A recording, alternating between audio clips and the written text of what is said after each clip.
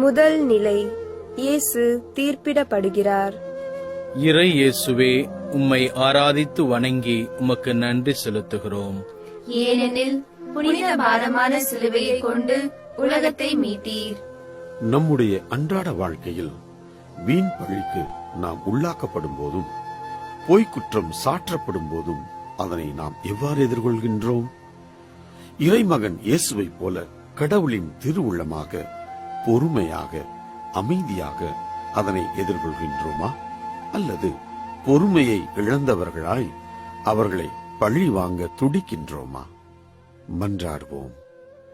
பொய்யான தீர்ப்பை எனக்காக ஏற்றுக்கொண்ட என் இயேசுவே, தூய ஆவியாரின் அற்புத கனியாம் பொறுமையை எனக்கு வரமாக அருள்வாயாக.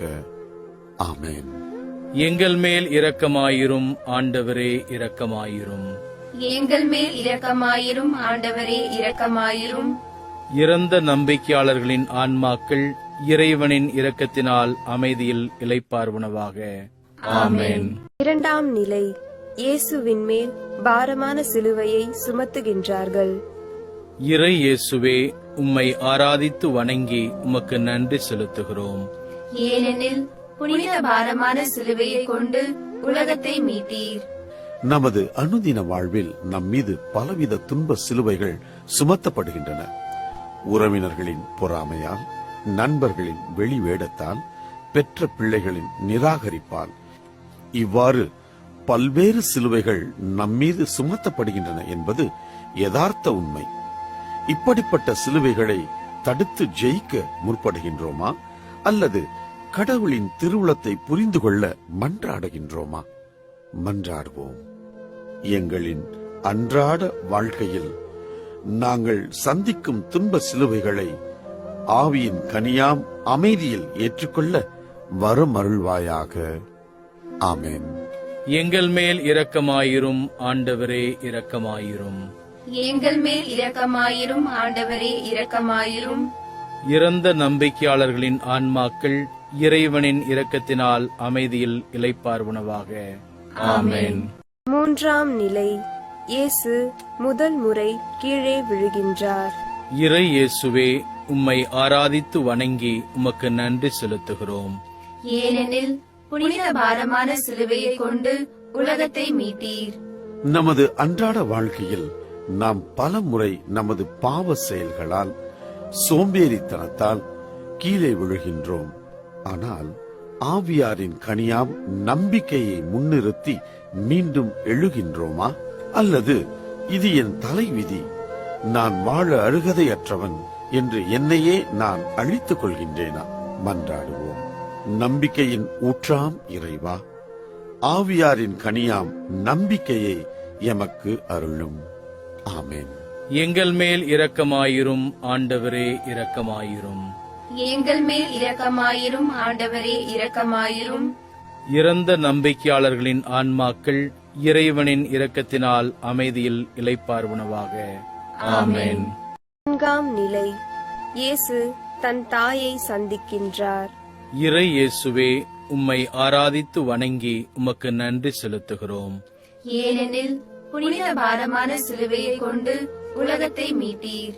அன்னையிடம் காணப்பட்ட ஆவியாரின் கனியாம் கனிவு இறைமகன் இயேசுவின் கல்வாரி பயணத்தை திடப்படுத்தியது. தந்தையின் திருவுளத்தை நிறைவேற்ற ஆற்றல் அளித்தது.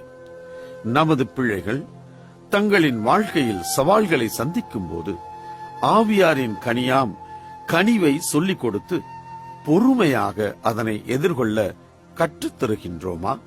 அல்லது சவால்களிடமிருந்து தப்பித்துக் கொள்ள சொல்லித் தருகின்றோமா? மன்றாடுவோம். எங்களின் தாய்மரியே, நாங்கள் எதிர்கொள்ளும் வாழ்க்கை சவால்களை கனிந்த இதயத்துடன் பொறுமையாக அணுகி செயல்பட எங்களுக்காக பரிந்துரைக்கும்படி உம்மை மன்றாடுகின்றோம். ஆமென். எங்கள் மேல் இரக்கமாயிரும் ஆண்டவரே, இரக்கமாயிரும். எங்கள் மேல் இரக்கமாயிரும் ஆண்டவரே, இரக்கமாயிரும். இறந்த நம்பிக்கையாளர்களின் ஆன்மாக்கள் இறைவனின் இரக்கத்தினால் அமைதியில் இளைப்பார்வனவாக. ஆமென்.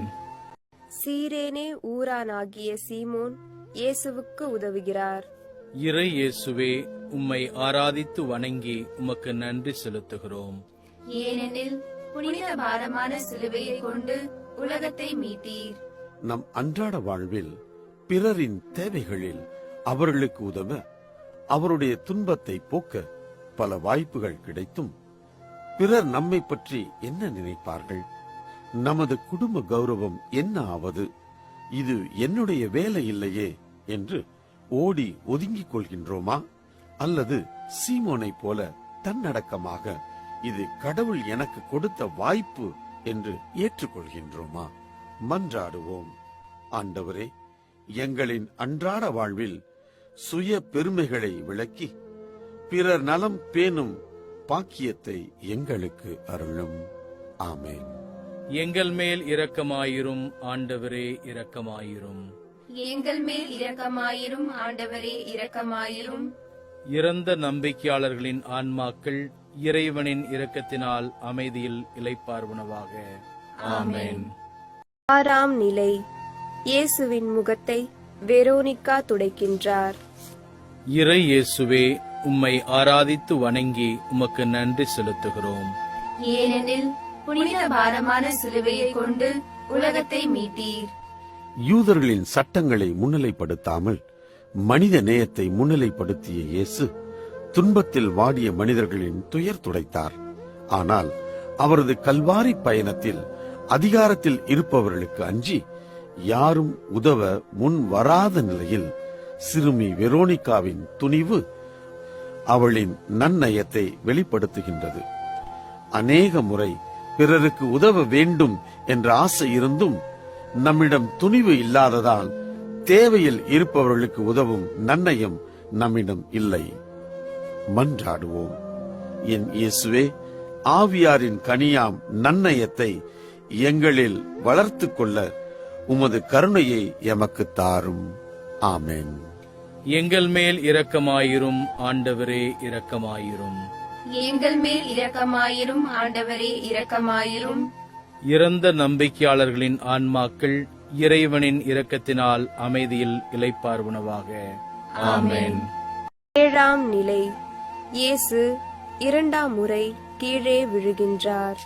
இறை இயேசுவே, உம்மை ஆராதித்து வணங்கி உமக்கு நன்றி செலுத்துகிறோம். ஏனெனில் புனித பாரமான சிலுவையை கொண்டு உலகத்தை மீட்டீர். நமது அன்றாட வாழ்வில் நாம் எதிர்கொள்ளும் பலவிதமான சவால்களால் சங்கடமடைந்து சறுக்கி விழுகின்றோம். இதற்கு காரணம் நாம் கடவுளின் வழி நடத்துதலை, அவரின் பராமரிப்பை, அவரின் காக்கும் கரங்களை நம்பாமல் நமது பலத்தின் மீது நம்பிக்கை வைப்பதால் தானே? சிந்திப்போம். மன்றாடுவோமாக. நம்பிக்கையின் ஊற்றாகி இறைவா, ஆவியாரின் கனியாம் நம்பிக்கையை எங்களுக்கு தாரும். ஆமென். எங்கள் மேல் இரக்கமாயிரும் ஆண்டவரே, இரக்கமாயிரும். எங்கள் மேல் இரக்கமாயிரும் ஆண்டவரே, இரக்கமாயிரும். இறந்த நம்பிக்கையாளர்களின் ஆன்மாக்கள் இறைவனின் இரக்கத்தினால் அமைதியில் இளைப்பாறுவனவாக. ஆமென். எட்டாம் நிலை. இயேசு எருசலேம் பெண்களுக்கு ஆறுதல் கூறுகின்றார். இறை இயேசுவே, உம்மை ஆராதித்து வணங்கி உமக்கு நன்றி செலுத்துகிறோம். ஏனெனில் புனித பாரமான சிலுவையை கொண்டு உலகத்தை மீட்டீர்.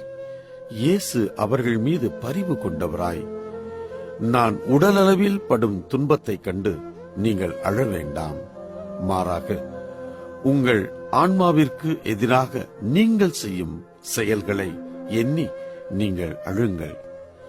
உடல் துன்பம் இவ்வுலகில் மறையும், ஆனால் நம் பாவச் செயல்களால் நம் ஆன்மாவிற்கு நாம் தரும் துன்பம் நமக்கு முடிவில்லா வேதனையை கொடுக்கும் என்பதை நாம் உணர்ந்திருக்கின்றோமா? மன்றாடுவோம்.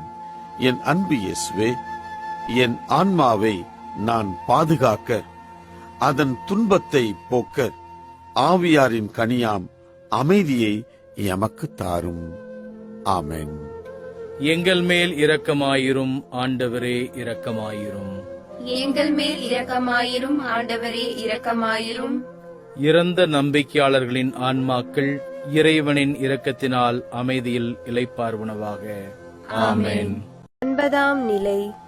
இயேசு 3ஆம் முறை கீழே விழுகின்றார். இறை இயேசுவே, உம்மை ஆராதித்து வணங்கி உமக்கு நன்றி செலுத்துகிறோம். ஏனெனில் புனித பாரமான சிலுவையை கொண்டு உலகத்தை மீட்டீர். இம்மனித சமூகத்தின் பாவங்கள், துரோகங்கள், சுயநலம், பிறர் நலனில் அக்கறையற்ற நிலை, இவைகள் இயேசுவின் பயணத்தை கடினப்படுத்தின. பிறரின் பாவங்களை மன்னித்து அவர்களுக்கு அமைதியை கொடையாக கொடுத்தார் இயேசு.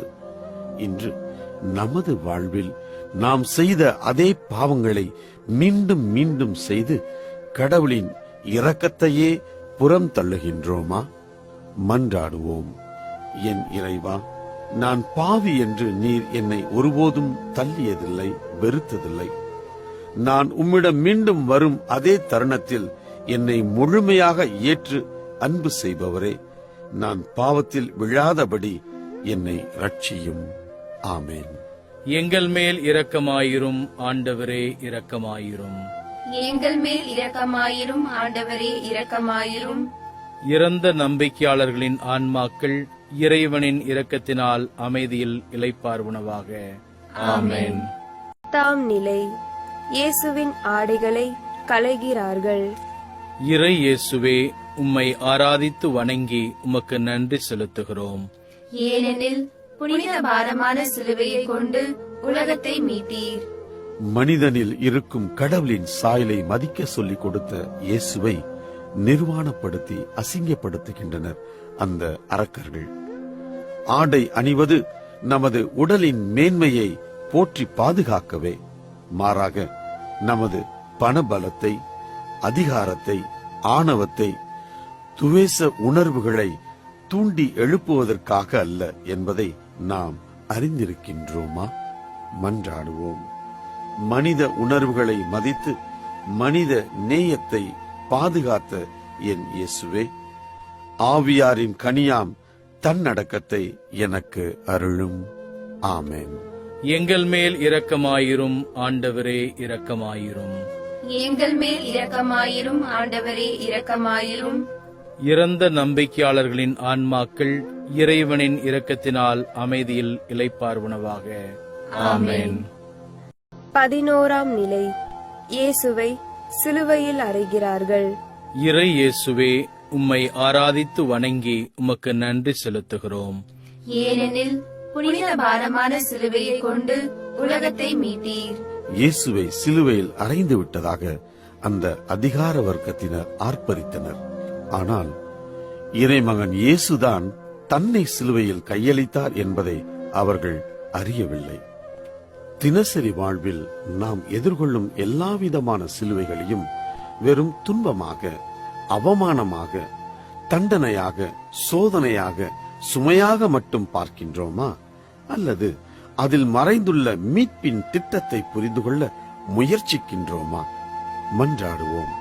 சிலுவையை தன் சாவால் வென்ற இறைவா, சிலுவையில் மறைந்துள்ள ஆவியாரின் கனியாம் மகிழ்ச்சியை நாங்கள் உணர்ந்து கொள்ள வரமருளும். ஆமென். எங்கள் மேல் இரக்கமாயிரும் ஆண்டவரே, இரக்கமாயிரும். எங்கள் மேல் இரக்கமாயிரும் ஆண்டவரே, இரக்கமாயிரும். இறந்த நம்பிக்கையாளர்களின் ஆன்மாக்கள் இறைவனின் இரக்கத்தினால் அமைதியில் இளைப்பார்வனவாக. ஆமென்.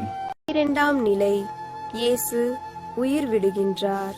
இறை இயேசுவே, உம்மை ஆராதித்து வணங்கி உமக்கு நன்றி செலுத்துகிறோம். ஏனெனில் புனித பாரமான சிலுவையை கொண்டு உலகத்தை மீட்டீர். இயேசுவின் பார்வையில் சாவு. ஜெபக்கூட தலைவர் யாயிரின் மகள் இறந்து போயிருந்தார். ஆனால் இயேசு அச்சிறுமி தூங்குகிறாள் என்றார். இளைய மகன் தன் தந்தையிடம் வந்தபோது அவன் தந்தை, என் மகன் செத்துப் போயிருந்தான், இப்போது மீண்டும் உயிர் பெற்று வந்துள்ளான் என்றார். இயேசுவுக்கு மனிதன் பாவத்தில் வாழ்வதுதான் சாவு. எனவே நாம் பாவத்தில் விழும்போது சாகின்றோம், கடவுளை விட்டு தூர போகின்றோம் என்பதை நாம் உணர்ந்திருக்கின்றோமா? மன்றாடுவோம். பாவத்தையும் சாவையும் வென்ற எம் இயேசுவே, ஆவியாரின் கனியாம் அன்பை எம்மில் விதைத்து பாவத்தை எம்மிடமிருந்து அகற்றியருளும். ஆமென். எங்கள் மேல் இரக்கமாயிரும் ஆண்டவரே இரக்கமாயிரும். எங்கள் மேல் இரக்கமாயிரும் ஆண்டவரே இரக்கமாயிரும். இறந்த நம்பிக்கையாளர்களின் ஆன்மாக்கள் இறைவனின் இரக்கத்தினால் அமைதியில் இளைப்பாறுவனவாக. ஆமென். 13ஆம் நிலை தாயின் மடியில் இயேசுவின் உடல். இறை இயேசுவே, உம்மை ஆராதித்து வணங்கி உமக்கு நன்றி செலுத்துகிறோம். ஏனெனில் புனித பாரமான சிலுவையை கொண்டு உலகத்தை மீட்டீர். அன்னை மரியாள் இறைமகன் இயேசுவை கருவில் சுமந்தது முதல் கல்வாரியில் அவரது இறந்த உடலை தாங்கியது வரை கடவுளின் திருவுள்ளத்தை மட்டுமே நிறைவேற்றினார். நமது வாழ்வில் கடவுளின் திருவுள்ளத்தை நிறைவேற்ற நாம் எதை இழந்திருக்கின்றோம்? மன்றாடுவோம்.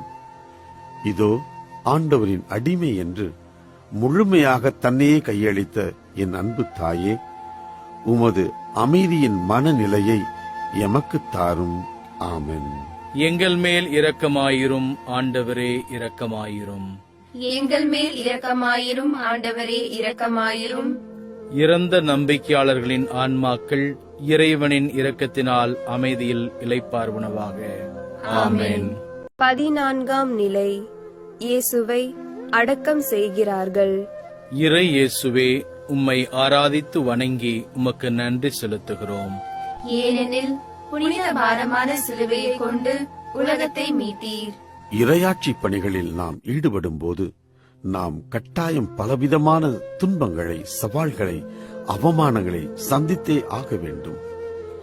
தன்னை மறுத்து தன் சிலுவையை சுமந்து என் பின்னே வருபவனே எனக்கு ஏற்றவன் என்று தன் சீடனுக்கான தகுதியை இயேசு வெளிப்படையாக சொல்லிவிட்டார். எனவே நம் வாழ்வில் நாம் எதிர்கொள்ளும் எல்லா துன்பங்களையும் பிரச்சனைகளையும் இயேசுவின் கண்கொண்டு பார்க்க மன்றாடுவோம். என் இனிய இயேசுவே, எம் மீது நீர் கொண்ட மாறாத அன்பினால் உம்மையே எங்களுக்கு தந்தீர். நாங்களும் அப்படியே வாழ எமக்கு வரம் தாரும். ஆமென். எங்கள் மேல் இரக்கமாயிரும் ஆண்டவரே இரக்கமாயிரும். எங்கள் மேல் இரக்கமாயிரும் ஆண்டவரே இரக்கமாயிரும். இறந்த நம்பிக்கையாளர்களின் ஆன்மாக்கள் இறைவனின் இரக்கத்தினால் அமைதியில் இளைப்பாறுவனவாக. ஆமென்.